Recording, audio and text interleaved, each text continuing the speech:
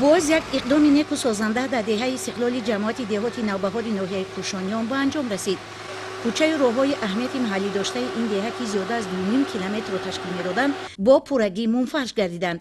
اطلاع داده شد که این عمل نیک با اقدام صاحبکاران دهه، ساکنان و دستگیری مقامات اجرایی حاکمیت دولتی ناحیه روی کار آمده وابسته به نقشه چاره‌بینی‌های مقامات اجرایی ناحیه بخشیده به استقبال ارزنده از 35 سالگی استقلالیت دولتی جمهوری تاجیکستان. این عمل نیک در تمام گوشه و کنار ناحیه زینه به زینه به انجام رسانیده می‌شود.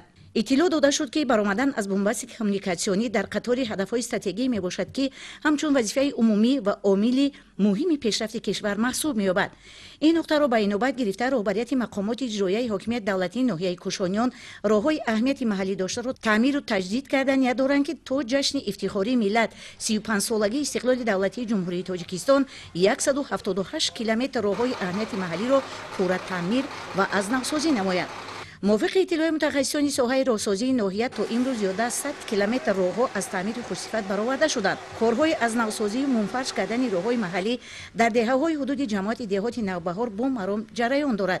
در این کار تمام تکنیک‌های معاصر را به کار سفربر کرده و با دست کمک صاحبکاران دهه استقلال و حشر دست جمعانه این اقدام را به انجام رسانیدند.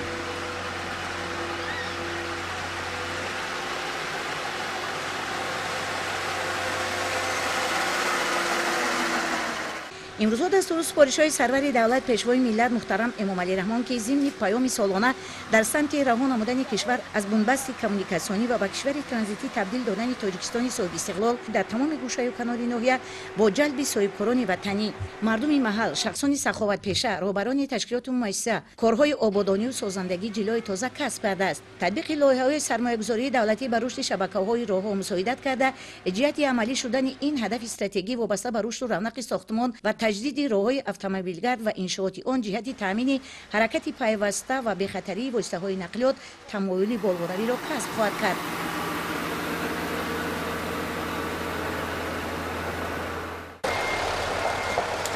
چنین یک اقدام نیک و سازنده در دهه باغپرور جماعت شهرک بوستانقلعه روی کار آمد. ساکنان و صاحبکاران این دهه طی 1.5 کیلومتر راه دهه باغپرور را که این راه به مرکز سلامتی بیماری‌های عصب که در روزهای جشن استقلال دولتی در خود را بر روی کار افتادگان باز می‌نماید برده می‌رساند. در حقیقت در صورت تعمیر و از نوسازی راههای محلی بر رشد اقتصادیات و اجتماعیات ناحیه مساعدت کرده زندگی مردم را خوب و شایسته می‌گرداند. زیرا توسط این راهها ساکنان ناحیه مال و محصولات خود را که شغل اساسی آنها کشاورزی است به دیگر مناطق مملکت انتقال می‌دهند. در این کار خیر و ثواب مقامات اجرایی ناحیه مردم محل صاحبکاران وطنی دستگیر و مددگارشان گردیدنیت و مقصد دارند که تا روز 9 سپتامبر استقبال 33 سالگی جشن استقلال دولتی جمهوری تاجیکستان راههای اهمیت محلی داشته را از تعمیر خوشصفت برآورند.